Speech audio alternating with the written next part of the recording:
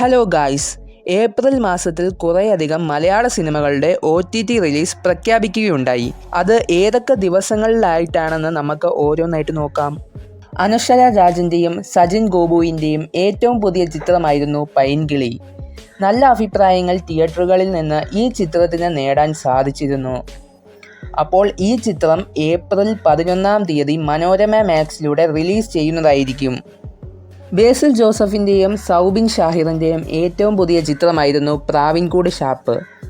ചിത്രത്തിന് വലിയ അഭിപ്രായങ്ങളൊന്നും തിയേറ്ററുകളിൽ നിന്ന് നേടാൻ സാധിച്ചിരുന്നില്ല. എന്നാൽ ചിത്രത്തിൻ്റെ OTT റിലീസ് ഇപ്പോൾ പ്രഖ്യാപിക്കുകയുണ്ടായി. ചിത്രം ഏപ്രിൽ 11 സോണി ലൈവിലൂടെ റിലീസ് ചെയ്യുന്നതായിരിക്കും. ആൻ്റണി വർഗീസ് പെപ്പ നായകനായി എത്തിയ ഏറ്റവും പുതിയ ചിത്രമാണ് ദാവീദ്. ചിത്രത്തിൽ ആൻ്റണി വർഗീസ് ബോക്സിംഗ് ചാമ്പ്യനായിട്ടാണ് അഭിനയിക്കുന്നത്. ചിത്രം ഏപ്രിൽ 18 C5ലൂടെ റിലീസ് ചെയ്യുന്നതായിരിക്കും. ഉണ്ണിമുകുന്ദൻ നായകനായി എത്തിയ ഏറ്റവും പുതിയ ചിത്രമായിരുന്നു ഗെറ്റ് സെറ്റ് ബേബി. ഈ ഒരു ചിത്രത്തിന് ഒരു നല്ല അഭിപ്രായം തിയേറ്ററുകളിൽ നിന്ന് നേടാൻ സാധിച്ചിരുന്നു. സിനിമ ഏപ്രിൽ മാസം തന്നെ ജിയോ ഹോട്ട്സ്റ്റാറിലൂടെ ഇറങ്ങുന്നതായിരിക്കും. എന്നാൽ ഡേറ്റ് ഇതുവരെയായിട്ടും കൺഫേം ചെയ്തിട്ടില്ല.